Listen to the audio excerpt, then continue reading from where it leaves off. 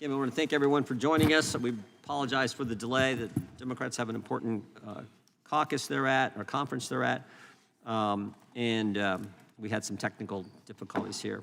We'll now, the chair now recommend himself for an opening statement. Alvin Bragg's prosecution of President Trump is lawfare at its worst. The New York County District Attorney's Office began investigating President Trump in 2018. Southern District of New York months later concluded its investigation into the payments by Michael Cohen and determined no charges should be brought against President Trump. While this was going on, Alvin Bragg was running for the job. While on the campaign trail, Mr. Bragg boasted about the number of times he had already sued President Trump. In January 2021, Mr. Bragg stated, "I'm the candidate in the race who has the experience with Donald Trump," close quote. He said that it'd be hard to argue with the fact that any case against President Trump would be the most important, most high-profile case. Mr. Bragg won and took office in January 2022. A few weeks after taking office, he told one of his prosecutors, Mark Pomerantz, quote, he could not see a world in which he would indict President Trump and call Michael Cohen as a prosecution witness. That's right, after campaigning on going after the former president, Bragg gets into office and realizes the case against President Trump is ridiculous. That is why the Southern District of New York didn't bring it. It's why his predecessor, Cy Vance, didn't bring it. Why did Bragg change his mind? Mark Pomerantz, Special Assistant District Attorney, resigned in protest, and he and his fellow Assistant District Attorney, Kerry Dunn, leaked their resignation letter to the New York Times. After that, the left began the pressure campaign on Alvin Bragg, and suddenly the zombie case was resurrected. One of the first things Alvin Bragg did was hire Matthew Colangelo, a top official in the Biden Justice Department who had a history of taking on President Trump and his family's businesses.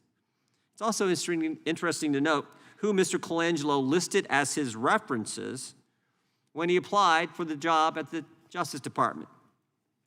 He listed Tom Perez, former DNC chair, and Jeff Zients, who is now President Biden's chief of staff.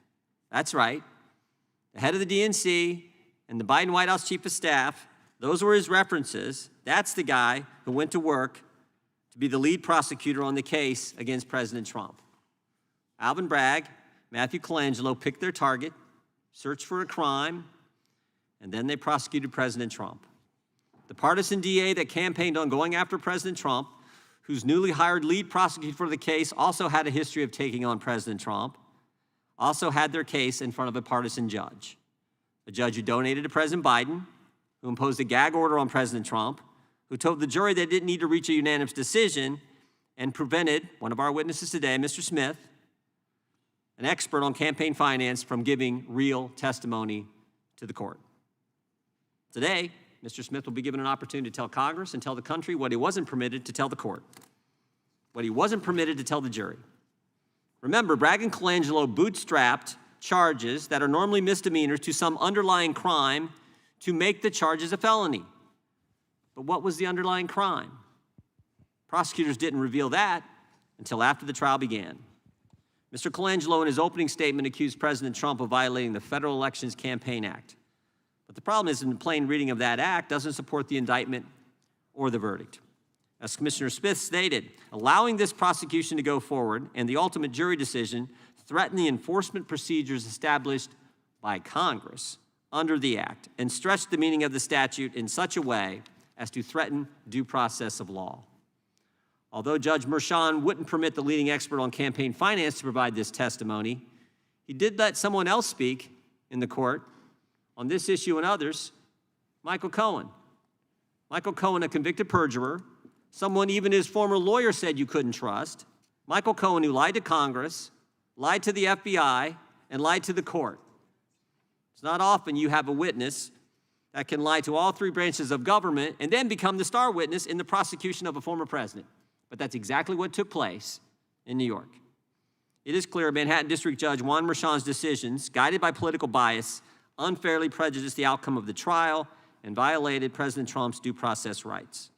Bragg's prosecution of President Trump, with the help of Judge Merchan, opened the door for politically motivated prosecutions, and it will not be easy to undo the damage that's already been done. As we have seen, other ambitious prosecutors have followed Bragg's lead and pursued politically motivated indictments against the former president. Rather than debate political opponents on substance, the Democrats' strategy to win the 2024 election is through the use of partisan, lawfare tactics.